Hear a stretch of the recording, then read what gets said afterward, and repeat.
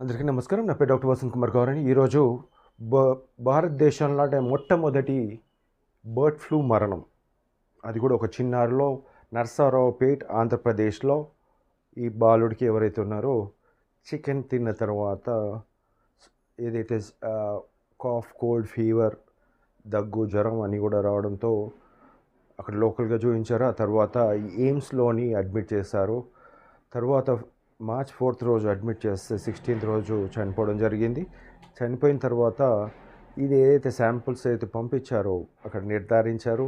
అక్కడి నుంచి మిగతా ఐసీఎంఆర్ ఏదైతే ఉందో అక్కడ పంపించారు. అక్కడ పంపించిన ఎయిమ్స్కి పంపించినప్పుడు అక్కడ పాజిటివ్ అని తేలింది. ఆ తర్వాత పూణేకి పంపించినప్పుడు కూడా పాజిటివ్ అని తేలింది. సో ఇది దేశంలోనే ఫస్ట్ బర్డ్ ఫ్లూ మరణం అని చెప్పొచ్చు. ఇక్కడ ముఖ్యంగా చెప్పడానికి కారణం ఏంటంటే ఏదైతే బర్డ్ ఫ్లూ అయితే ఎఫెక్టెడ్ రీజన్ ఉందో ఆంధ్రప్రదేశ్, ఉభయ గోదావరి జిల్లాల్లో చాలా మటుకు కూడా ఈ ఎఫెక్ట్ ఉంది. ఈ బర్డ్ ఫ్లూ అనేది బర్డ్స్ తోటే ఈ చికెన్ తినడం వల్ల వచ్చిందా, లేదా పౌల్ట్రీ అంటే డైరీ కూడా ఇన్ఫెక్ట్ అయిందా, అంటే ఆవులు, గేదెలు కూడా ఇన్ఫెక్ట్ అయ్యాయా, లేకుంటే ఈ మటన్ అనేది కూడా ఏదైతే షీప్స్ కూడా ఇన్ఫెక్ట్ అవుతున్నట్టు కూడా ఇంగ్లాండ్లో గుర్తించబడ్డది. సో ఇక్కడ ఎటువంటి దేని నుంచి రావడం జరిగిందనేది ఇక్కడ పెద్ద క్వశ్చన్ మార్క్. ముఖ్యంగా ఏదైతే చికెన్ తినే ప్రతి ఒక్కరు కూడా ఒకటే గమనించాల్సింది ఒకటి, ఏదైతే చికెన్ తింటున్నారో చికెన్ కడిగేటప్పుడు మీ చేతిలోకి అంటుకుంటుంది వైరస్.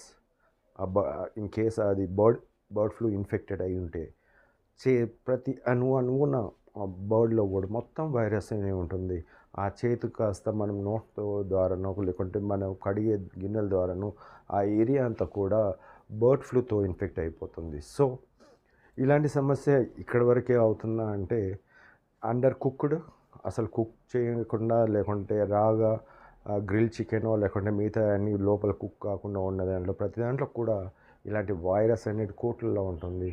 ఈ వైరస్ ఎప్పుడైతే వస్తుందో ఎలాంటి ఇన్ఫెక్షన్ రావడం, అలాంటి వాళ్ళు లక్షలు ఖర్చు పెట్టుకొని హాస్పిటల్ అడ్మిట్ అవ్వడం, పెట్టుకున్నా కూడా చాలామందిలో ఇమ్యూనిటీ తగ్గడం వల్ల లేకుంటే మిగతా సమస్యల వల్ల ఈ మరణాలు అనేది మామూలుగా రావడం జరుగుతుంది.